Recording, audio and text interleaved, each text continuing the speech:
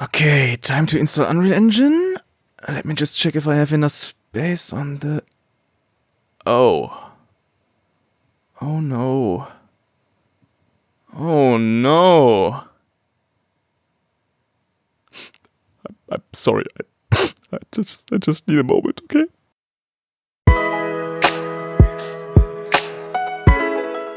Anyway, hey, hi, hello, and welcome to the second devlog of Brass Bull.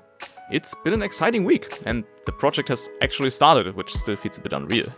And I think I made good progress overall. So, where are we currently? We got a placeholder mech thingy that can move, we can theoretically switch between the turret and the cockpit, and we got some systems in place that I thought were necessary for future development. And especially this future-proofing was probably the most challenging thing this week. I don't have much experience with Unreal, that's why I have to learn as I go, which sometimes leads me to developmental dead ends. Don't know if that's just me, but one problem that I often face is that I don't always understand what is possible and what not. And since I don't get some of the systems I work with to the fullest, I just fumble around in the dark until I start to recognize patterns or find an explanation online. And sometimes it just starts to feel like straight up superstitions. One example. When I was still operating under the assumption that I could fit most of the mech's functions into one blueprint, I was testing around with parenting the first-person skeletal mesh onto the turret child actors. My idea was, hey, I need this character to turn with the turret, so if I just attached them to that child actor part in the blueprint, that should just work, shouldn't it? Well, no. As soon as I attached it in-game, the complete transform informations got mangled and the character was stuck at the 0 position of the mech. If I attached it manually in the blueprints, similar things happened. I couldn't move the actor, even though the values in the side panel changed, and it all just felt completely broken. I am 100% certain that there are smart and rational explanations for this behavior. Maybe it's just a dumb idea to attach anything to what is basically a reference as far as I understand it, but I may never know. I just abandoned this approach and tackled the whole thing from a different angle. So, what did I do during the week? After arriving an hour late at the uni, I first created the project with the first-person template so I would have immediate access to a working character blueprint. Then I gutted the whole thing to its basics and started working on my first approach to the input handling for the mech's movement. I wanted something that would not give an advantage to either mouse inputs or analog sticks. My idea was to layer the input informations into a target that you control directly and the actual used input values that would slowly catch up to your current input coordinates. This is definitely janky, but I want the mech to feel cumbersome and stubborn. And with that working, it felt like piloting the world's first high-riser tram. I wanted to show you some of the notes that I made that day that I feel summarize a lot of my game dev experience. Working on steer stick, want the input layout in nominal and actual value, have some problems with the select node. It wasn't the select node, it was the tolerance on the normalizing node. How? I don't know. After the break, steering broke while trying to decouple camera rotation from actor rotation. Now I can't get it back together. Never mind, I've changed the wrong value. You know, some days are just like that. Well, talking about camera rotations. A feature I also wanted to implement into the game is the option to unlock your camera and look around. Inside some predefined angles, of course. It's just a feature I remembered from Elite Dangerous that I liked and thus copied. And also it might help a bit with motion sickness once I get some character animations going, but that's just speculation. And with that, Monday was done. Tuesday I made the mistake of skipping breakfast and was promptly hounded by the inability to concentrate while trying to work, until I went and got some food at the uni's canteen.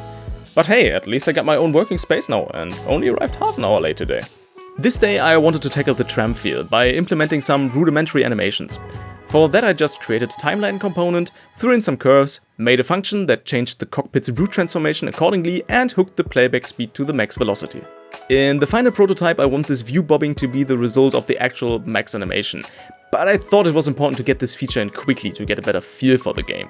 And if you ask me, the difference is huge. And the rest of Tuesday was spent trying to get a system for position switching to work. Wednesday I finally managed to arrive on time, and I spent most of the day creating a different weird input for the turrets. I wanted to get some heavily smoothed inputs, so the turret actually accelerates and decelerates when turning. Again, to sell the mechanical feel of the whole thing. So I started working on a system for that, noticing in retrospect that I did not even bother to check if Unreal has an already built-in solution. So what I ended up with is an array of a struct that I called input sample, that contains the x and y input values and the frame time. Basically, every time the game advances a step, called a tick, the list saves the input and how long that tick actually lasted. So, if I want to smooth my input over the time of 1 second, my method takes the current input and adds that sample's frame time to a timer basically. Then it checks the next input, adds it on top of the first, and adds the time on top of the timer. This goes on until all inputs that happened in the last seconds are added together. Then I divide the now giant input value by the number of samples and get the average out of it. This worked fine, until I noticed that if I only made one single input on one game tick, the average wouldn't change until that sample left the array of evaluated inputs again, or I added more inputs to the list. On top of that, I added an evaluation against the age of the sample. Say, if I had 10 samples, the first one, the one I just made on this frame, gets to be 100% added to the pile. The next one only by 90%, the next one by 80%, and so on. So the older samples are decreasing in relevancy. This is also not static and actually works on the age of the sample and not just the rank in the list. It looks and sounds a bit messy, but works great actually.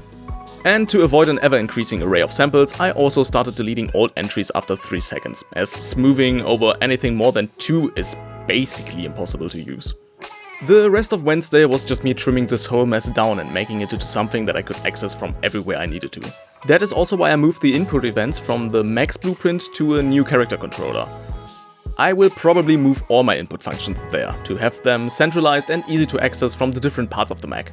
And I also got some overtime in to compensate for the hours lost on Monday and Tuesday. Thursday was a mild catastrophe. As mentioned before, I stumbled upon problems with the camera parenting shenanigans, so I started to work on future-proofing my systems, which led me to disassemble and rework basically everything I got so far. I want the Mac and the turrets to be based upon a shared foundation to make communication between them easier. Meaning, if I want to, say, deal damage to a part, I don't have to check if a turret or a mech body got hit, but just if anything from a mech has been damaged.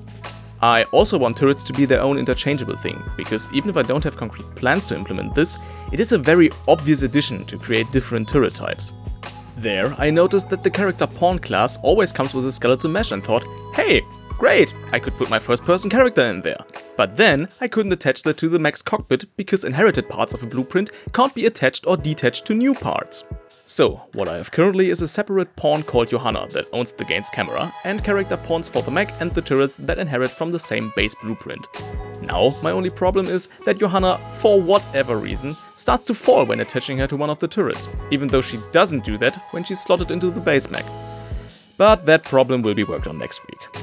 And I kinda like that the systems somewhat mimic a quote-unquote realistic setup.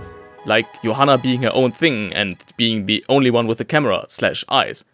Don't know, just find that pleasing somehow. Friday I had to use to finally get some important personal paperwork done. That shouldn't have taken up the entire day, but as I work from home, I caught myself too late, slipping into a vortex of Reddit and YouTube that just left enough time to get everything else done before D&D started. And yesterday was wholly taken up by the preparations for the game design Halloween party at our uni, which is also the reason why I'm still not showing my face here. The Halloween party was yesterday, but today I look like a zombie. Shout out to the organizers, it was great. Now on to the next week. Since I spent today trying to get rid of my hangover and working on this video, I had no time for my actual job this weekend, which is why I have to spend Monday and probably Tuesday to get my monthly working hours. And on the coming weekend I'm going to visit my parents in Lower Saxony, so I have to look how I get the next video done. And with that, I hope to see you next week. And be so kind to like and subscribe. I was told it really helps to get the YouTube algorithm to do anything with my videos. Thank you, and goodbye. See you around.